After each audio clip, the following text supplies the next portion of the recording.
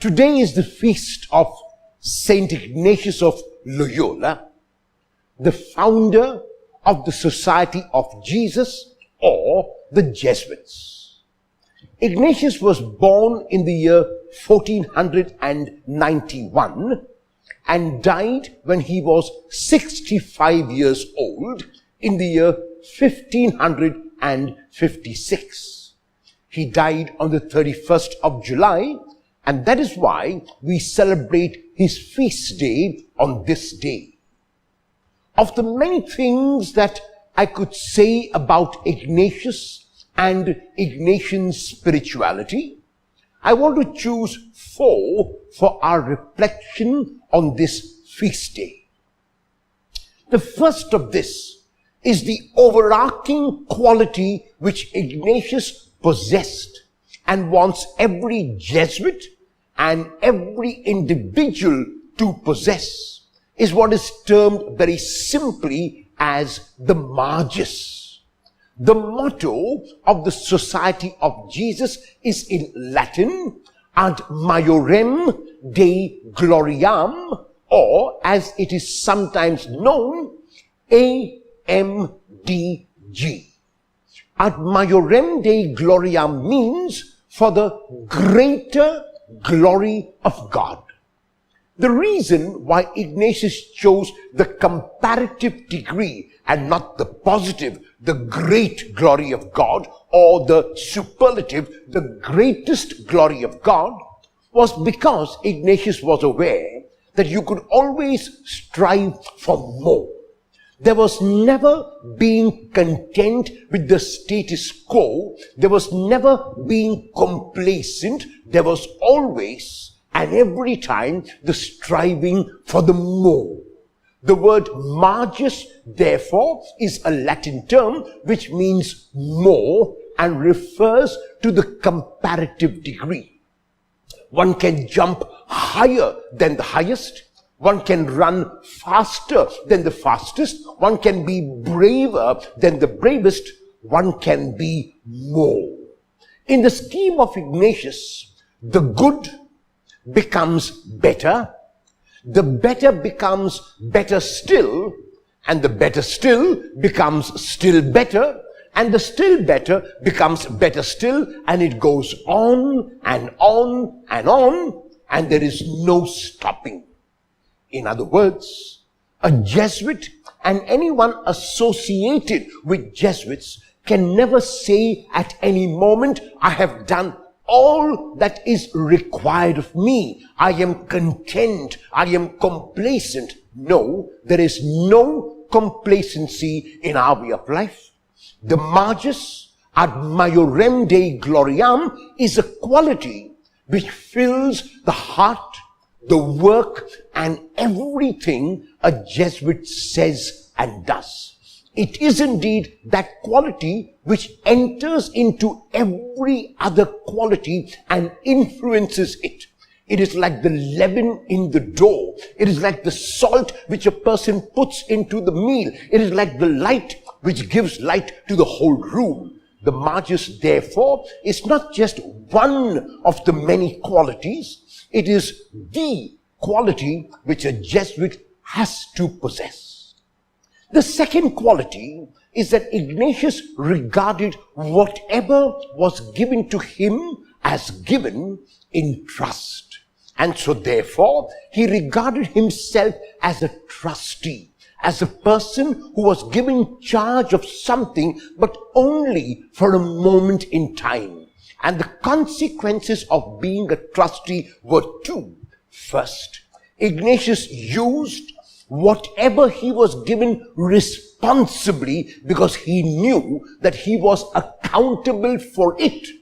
And the second was, Ignatius knew that it was given to him for a short period of time and would have to be returned soon. And so therefore, in his use of time, not only was he responsible, in his use of things, not only was he responsible, but he was always aware that it could be taken away at any time, and therefore he was completely detached. He possessed what was known as the quality of indifference, which in Ignatian terms does not mean that he couldn't care less. Rather, it means that he cared so much that he was willing to let it go. Whether it was the society of Jesus, whether it was his companions, whether it was the fantastic work that his companions and he were doing, everything Ignatius believed was given to him in trust. He was asked at one stage, when the society was flourishing even in his lifetime, and someone asked him and said, "Ignatius, supposing God decides that the society of Jesus has to be suppressed, that the society of Jesus has to be banned, that the society of Jesus has to be destroyed," Ignatius' response was characteristic when he said, "If that is the case, I need 5 minutes before the Lord, and that is enough." And that is why his prayer was, "Take, Lord, receive all my liberty, my memory, my understanding, my entire will. You have given them to me, and to you I return it. Give me only your love and your grace, and I am rich indeed and need nothing more." A third quality of Ignatius was his ability to find God in everything and to find everything in God. When he was on his way to Rome, our Lord appeared to him with the Father, and our Lord was carrying the cross, and our Lord said to Ignatius, "I will be propitious to you in Rome. I will be favorable to you in Rome." Ignatius turned to his companions and said, "We are going to suffer and maybe die in Rome." The favor of the Lord meant that Ignatius was ready for any kind of thing which the Lord would give him. He would be able to find God when things were going exactly as he planned, and the society was flourishing and growing and doing enormous work. But he was also able to find God when he was berated by popes, when he was pulled down by cardinals, and when he was told that he was not worthy to be a leader. Ignatius developed this ability to be able to find God's hand, because Ignatius trusted in God so much that just like it was the food and drink of Jesus, his master, to do the Father's will, so Ignatius also assimilated this and regarded as his own food and drink the will of God, and whatever happened as being according to God's plan. The fourth quality which I want to speak about today about Ignatius and Ignatian spirituality is that he was a man not for himself, but he was a man primarily for others. Ignatius strove a great deal to ensure that there was equality in the society in which he lived. He reached out to the poor, he reached out to the oppressed, he reached out to the marginalized, and that is why one way in which he responded to the situation of his time was to begin schools.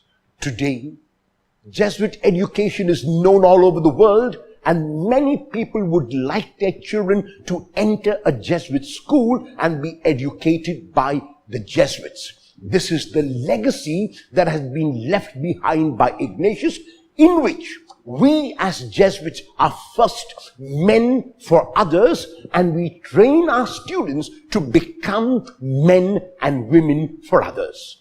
If a student leaves a Jesuit school, if a student leaves a Jesuit institution and does not have this ability to reach out to others and to think of others as well and to do whatever he or she can for them, the institution has failed to communicate this wonderful quality.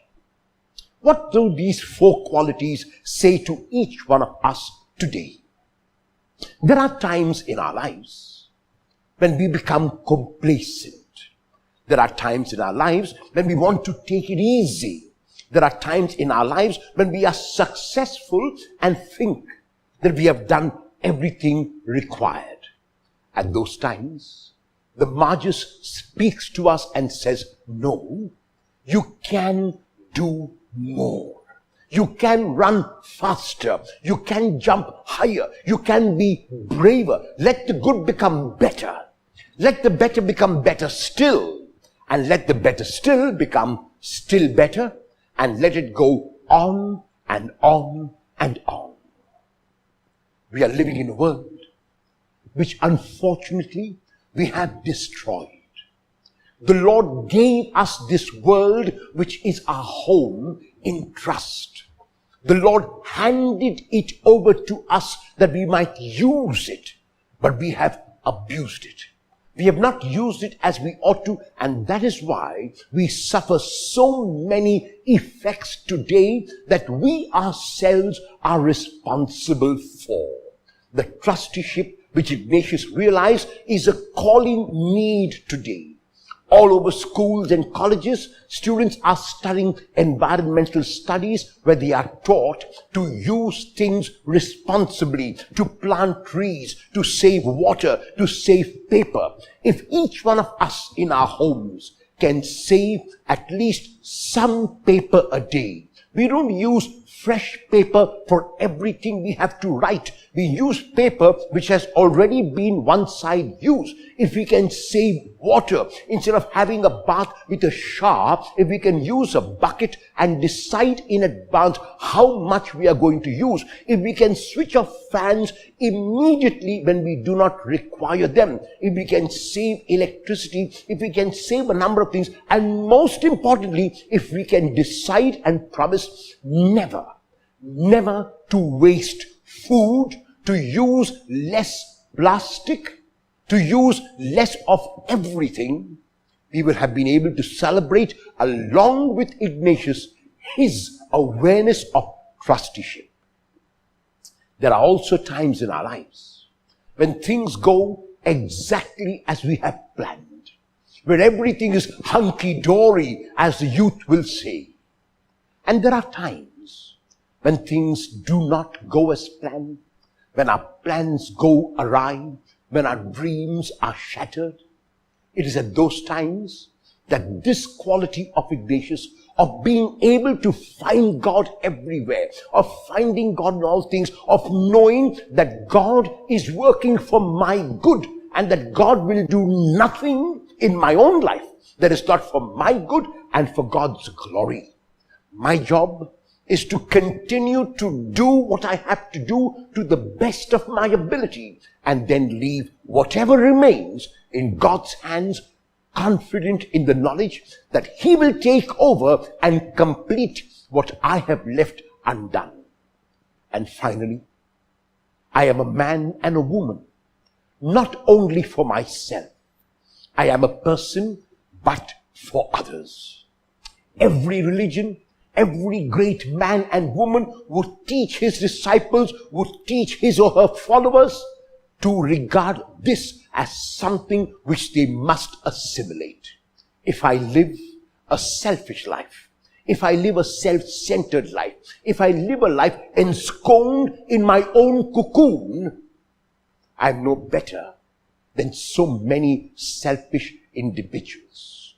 But if I can reach out to another, if I can give a little of myself, if I can be selfless and giving, if I can sacrifice, then I have assimilated this quality of being a person for others, and I can celebrate the feast of Ignatius by saying that I am, after Ignatius, a man or woman of those qualities. I wish every one of you listening and looking at me a very, very happy feast of Saint Ignatius of Loyola. May God bless each one of you, and may Ignatius of Loyola intercede and keep inspiring you.